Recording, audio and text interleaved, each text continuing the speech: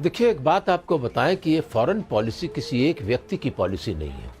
अच्छा, मैं वापस आ गया, तू फिर से डरेगा, जिस तरह फ्लॉप हुआ आप क्या कि आपने कहा कि विदेश नीति किसी एक की नहीं होती। जी, जो नरेंद्र मोदी ने स्टैंड अभी ले रखा है या जो भी किया है वो किसी एक का नहीं है, पिछला इतिहास चला रहा है। लेकिन जब गालियां पड़ती हैं सर, अभी मजा आएगा ना भिड़ो, और गालियां दी जाती रही कि इस आदमी को कुछ समझ नहीं है, ये तो विदेश घूमने जाता है, इसका प्लेन का खर्चा निकालो, ये कितना देश का पैसा लुटा रहा है।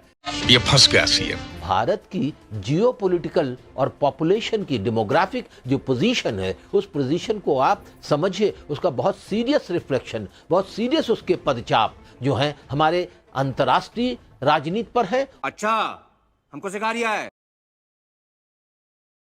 आपके हिसाब से हम एक फेल्ड विदेश नीति वाली सरकार और फेल्ड अर्थव्यवस्था वाली सरकार के अंदर इस देश में रह रहे हैं, या जो पुतिन, IMF, वर्ल्ड बैंक कह रहा है उसमें आपको सच्चाई दिखती है?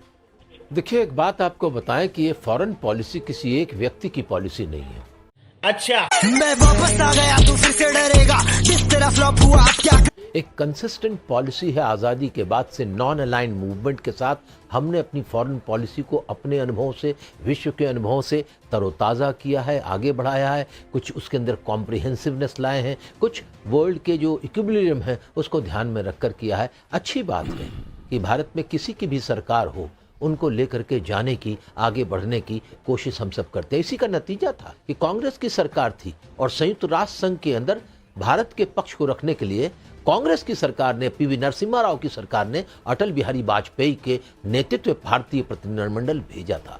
लेकिन इस बात को कहने की इस बात जरूरत है कि आज नॉन अलाइंड कंट्रीज की जो स्थिति है, उस स्थिति के अंदर भारत 140 देशों का करोड़ लोगों का देश है। इसलिए पुतिन से लेकर के जो बिडेन तक इस पूरे मामले को बैलेंसिंग डांस के रूप में देख रहे हैं। और यूक्रेन और रशिया के वॉर में हर वो चाहता है कि भारत की नीति एक तटस्थ नीति हो और बराबर की नीति हो। हर यहाँ कहीं रास्ता छुपा हुआ है कि कहीं कहीं हम सब लोग कल बैलेंस की तरफ बढ़ सकें और ओडेसा के अंदर ब्लैक सी का जो रास्ता है, उस ब्लैक सी के रास्ते के लिए एक प्रभावी कदम उठा सकें। इसलिए भारत की जियोपॉलिटिकल और पॉपुलेशन की डेमोग्राफिक जो पोजीशन है, उस पोजीशन को आप समझिए, उसका बहुत सीरियस रिफ्लेक्शन, बहुत सीरियस उसके पदचाप जो हैं हमारे अंतर्राष्ट्रीय राजनीति पर है। अच्छा, हमको सिखा रिया है। और हमारे देश की जो हमारे देश की जो विदेश नीति है उसको और आगे संपुष्ट करती है। ये किसी एक व्यक्ति की विदेश नीति नहीं है। और जिन लोगों को महिमा मंडन करना है वो महिमा मंडन करें। क्या बात थी, इंदिरा गांधी जी ने कोई हथियार तो नहीं उठाए थे ना, लेकिन पाकिस्तान के 2 टुकड़े करके बांग्लादेश बना दिया। आज कोई चर्चा करता है, एक पूरा का दुनिया के अंदर एक अजीब इतिहास है जिसमें संघर्ष हो रहे हैं। पूरा का पूरा एक देश, सिक्किम देश, भारत का अंग बन गया इंदिरा गांधी जी के प्रधानमंत्रित्व काल में।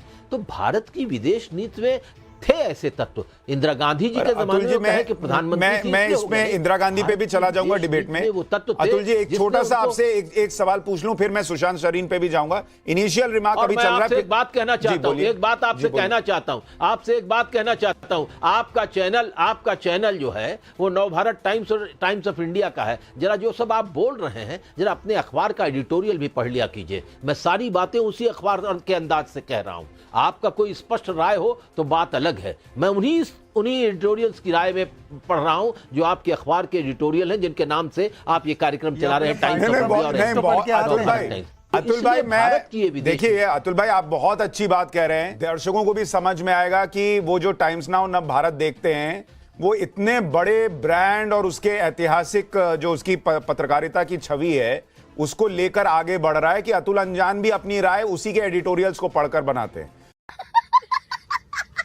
लेकिन सर, इस ब्रांड की एक और अच्छी बात भी है कि इसी ब्रांड में 10, 50, 100 पत्रकार काम करते हैं। हम पढ़ते हैं। जी, 100 पत्रकार, 1000 पत्रकार काम करते हैं और वो अपने हिसाब से चीजों को जनता के सामने अलग अलग पर्सपेक्टिव से रखते हैं। तो इसलिए कोई एक पर्सपेक्टिव नहीं है। मैं बस इतना आपसे पूछना चाह रहा हूं सुशांत शरीन के पास जाने के पहले। लोग लिखते हैं, कैसे लिखते हैं, हाँ ठीक है सर, बस एक छोटी सी बात पूछ रहा हूं आपसे कि आपने कहा कि विदेश नीति किसी एक की नहीं होती। जो नरेंद्र मोदी ने स्टैंड अभी ले रखा है या जो भी किया है वो किसी एक का नहीं है, पिछला इतिहास चला रहा है।